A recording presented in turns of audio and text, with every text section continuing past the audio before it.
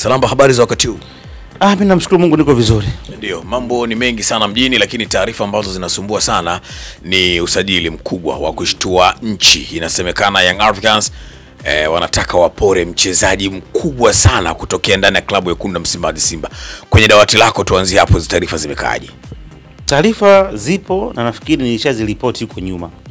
Kwamba tayari kuna deal ishakamilika ya mchezaji mmoja ambaye atavuka ngambo kutoka upande mmoja kwenda upande wa pili, na atakuwa anatoka kwenye upande wa Simba kwenda kwenye klabu ya Yanga, na ni mchezaji ambaye ni kipenzi na mkubwa kwa wana Simba. Kwa hiyo wakati wakijiandaa kufikiria ubingwa wa kombe la shirikisho, lakini pia wajiandae kupoteza pia.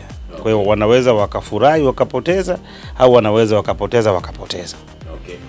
Wengi wanamzungumzia Elie Mpanzu Kibisawala. Vipi, huyu ni miongoni mwa hao wachezaji ambao wanawindwa na klabu ya Yanga, ama taarifa hizi zitakuwa zimegonga mwamba, si Elie Mpanzu Kibisawala? Nafikiri taarifa ninazo, lakini nilishakwambia kwamba muda wa kulizungumza hilo haujafika. Kwa hiyo muda ukifika, jambo litakaa wazi na litakuwa la kwanza kutokea hapa katika kutoka kwangu mimi, ndio nitakuwa kwanza kulizungumza hilo jambo. Kwa hiyo mashabiki wako wa Kings wasiwe na wasiwasi.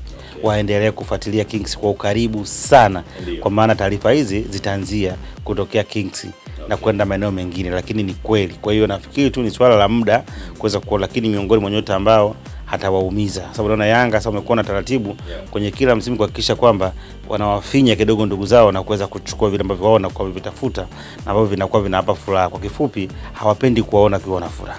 Elie Mpanzu ni mchezaji mzuri sana kwako, ama ni mchezaji wa kawaida? Ukimtazama namna ambavyo anacheza, namna ambavyo anaisaidia klabu ya Wekundu wa Msimbazi Simba, ni mchezaji wa aina gani Dominic Salamba?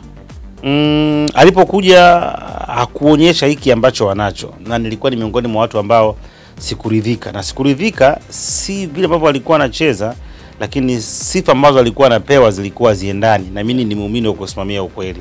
Lakini kwenye siku za karibuni nimeona tayari ameanza kuadapt mazingira, ameanza kuzoea ligi, ameanza kushika kasi. Pengine alikuwa yuko fiti kwa asilimia hizo. Nimeweza kumuona kwamba amekuwa na uwezo mzuri na amekuwa na mchango mkubwa, na kubwa zaidi uwezo wake wa kuriski. Unajua kwenye timu lazima uwe na watu ambao wakati mwingine plani, mipango ya timu inapofeli, yeye anaamua jambo lake yeye mwenyewe. Hiyo character anayo. Ni mtu ambaye huwezi kumtabiri wakati wowote dakika 90. Anaweza akakosea kile akafanya jambo likapatia. Kwa hiyo kwenye timu kubwa kama ya Yanga au timu kubwa kama ya Simba inahitaji mchezaji wa namna hiyo, ili katika mazingira magumu aweze kuwavusha. Ukitazama klabu ya Yanga na ukimtazama Elie Mpanzu ambaye umemzungumza hivyo, mimi napenda tu kukuuliza na kutaka kujua kutoka kwako, unafikiri Yanga ina uhitaji wa mchezaji ambaye anacheza, ama mchezaji Elie Mpanzu namna ambavyo anacheza na kupambana, Yanga wanahitaji mchezaji mwenye huduma hiyo? Swala lako nataka uelekeze mashabiki zako wafikirie kwamba nimesema ni Elie Mpanzu. Mimi sijaongea Elie Mpanzu. Lakini ikitokea Yanga wanamsajili, ana nafasi kubwa kwa sababu ana kipaji. Ni miongoni mwa wachezaji wachache wa Simba ambao wanaweza wakaanza kwenye kikosi cha Yanga kutokana na kile ambacho ameweza kukionyesha. Ingawaje nafikiri ni mchezaji bora, ana uwezo, ana kila kitu, lakini si mchezaji ambaye mimi nimekuambia anakuja Yanga au aje Yanga. Kwa hiyo libaki kuwa la kwako na mashabiki zako. Ndio, Jonathan Kangalambo, vipi kwa namna ambavyo ametoa kwenye ardhi ya Tanzania na kuitumikia klabu ya wananchi? Unafikiri viatu vimemtosha, vinambana, ama viatu vikubwa kwake inatakiwa apisha dirisha kubwa ili wengine wachukue nafasi, kwa sababu Yanga inahitaji hasa mataji ukitazama vizuri, na sidhani kama wana uwezo wa kuvumilia wachezaji. Je, huyu anatosha kuendelea kusalia Yanga, ama bado kuna uhitaji wa mchezaji mwingine, alafu yeye Jonathan Kangalambo akapumzike kidogo? Timu kama ya Yanga ni timu kubwa, ndio timu ambayo imechukua mataji mengi, ndio bingwa mara nyingi katika ligi yetu, amedominate ligi yetu katika msimu wa karibuni. Kwa hiyo ni timu ambazo zinapenda, yani hazina muda wa kujaribu. Yani unapokwenda Yanga usitegemee kwamba watu watakuvumilia, wanategemea ndani ya muda mfupi waweze kuona ukiwa umekliki na kuweza kuanza kuonyesha impact. Ukiangalia profile yake alipotokea ambacho alikuwa anakifanya, bado watu wakijawashawishi kutokana na makosa ambayo amekuwa akiyafanya, lakini pia anakosa utulivu na vitu vingine vingi. Sasa nafikiri pengine technical bench wao ndio watakuwa wanaweza kujua wakati mwingine sisi ambao tunakuwa tunaona kwenye hizi mechi ni tofauti ambao wanakuwa wanakaa kwenye training session, wanaangalia vitu vingi sana walimu na kuweza kuona. Kwa hiyo nafikiri ripoti ya mwalimu ndio itakwenda kuamua, lakini so far so good ukimwangalia kwa haraka kama klabu ambayo inatamani kuweza kusogea mbele kwa kasi, unaweza ukasema kwamba awapishe kwa sababu ya kile ambacho amekionyesha ni cha kawaida. Yaani uwezi kupata majibu kwamba kwa nini aliweza kusajiliwa, lakini kwa sababu wachezaji wana tabia, wakati mwingine anaweza akaja akaflopu, akaja akabadilika, ni kitu cha kawaida. Kwa hiyo naamini kwamba timu kwa nini ilimsajili, waliangalia critically ana nini ambacho wanacho, wakaweza kukaa naye, na hata mwisho wa msimu watakaa na kufanya evaluation kuweza kwa je, kwa muda ambao amekaa tukimwongezea muda anaweza akakliki au tuachane naye tutafute option nyingine ambayo itakuja kuwa bora kukompea na jinsi alivyo. Ukisikiliza viongozi wa klabu ya Yanga wakizungumza namna ambavyo wachezaji watakaowakosa, anazungumzwa sana Stefan Kiaziz, lakini pia anazungumzwa sana mchezaji mwingine Clement Mzize, lakini pia ukitazama usajili wa dirisha dogo Ekangalombo ndio hivyo tena, na unazungumzwa huenda usiwe sehemu ya kikosi cha klabu ya Yanga kwa msimu ujao. Unafikiri Young Africans msimu ujao maeneo yapi hasa yanahitaji yaboreshwe zaidi ili waendelee kuwa bora na imara kwenye mashindano ya ndani na yale mashindano ya CAF ambayo watashiriki msimu unaofuata?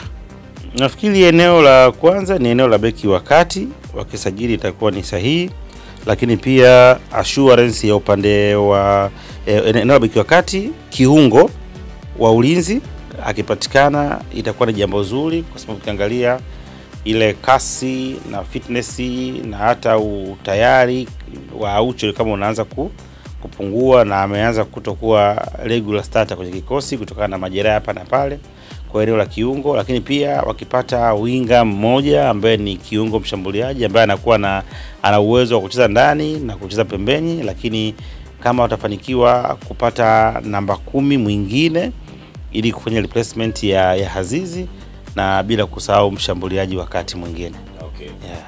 Unafikiri labda Young Africans wana uhitaji sana eneo la kiungo, kwa maana ya kwamba walioko watoshi, kwa sababu kutazama kwa sasa hivi inavyosemekana Khalid Aucho ameongezewa pia msimu mmoja ndani ya klabu ya Yanga, kwa mujibu wa tetesi za taarifa zinaeleza hivyo. Unafikiri Young Africans kama wataboresha eneo la kati, kiungo ambaye anaweza kafanana na Khalid Aucho anaweza kutokea kwenye ardhi hii ama nje ya ardhi ya Tanzania, kwa ukitazama ligi yetu na viungo ambao tuko nao hapa? Kwa eneo la lidi nafikiri ni lazima utafute nje ya nchi. Yaani nje ya nchi ni eneo ambalo itakuwa ni sahihi zaidi. Kwa nini? Kutokana na experience wise, lakini pia na malengo na matamanio alionao na hasa katika michuano ya kimataifa.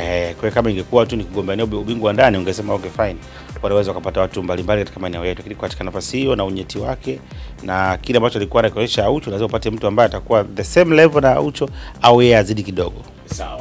Bana, tumalizie kwa kutazama Javika na Salamba 2025. Mambo yanasemaje? Mambo naona yameendelea kuwa mazito kweli kweli. Ni kwa namna gani watu wanaweza wakalala wakiwa maskini lakini wakaamka wakiwa tajiri endapo tu watachagua Javika na Salamba kuwa sehemu ya maisha yao? Nafikiri ndio sehemu pekee ambako unaweza kuhudumiwa kama mfalme au kama malkia. Kwa nini? Kwa sababu kwanza, apart from kutoa odds ambazo tumekuwa tukizitoa kwa gharama nafuu, lakini kubwa tunatoa free tips kupitia kwenye application yetu ya Salamba TV. Tumelaunch application Jumamosi, application ambayo ni very simple kujiunga. Unakwenda kwenye Play Store, unaandika Salamba TV, ukiklik itakuja, utaandika email yako au jina lako au namba yako ya simu, ndio unaweka namba yako ya siri, unaingia kwa application ambako mule utapata taarifa nyingi, sio za michezo, sio za burudani, lakini pia utapata free tips, utapata majamvi mengi na bora ambayo itakusaidia kupata odds. Yaani ushindi wewe, kila siku tunaweka zaidi ya odds 50 katika application yetu, lakini pia tunakuwa tunatoa updates mbalimbali pamoja na taarifa za usajili. Kwa cha kufanya ni kuwa miongoni mwa watu ambao watakuwa na hiyo application bora kwa sasa katika ukanda wetu.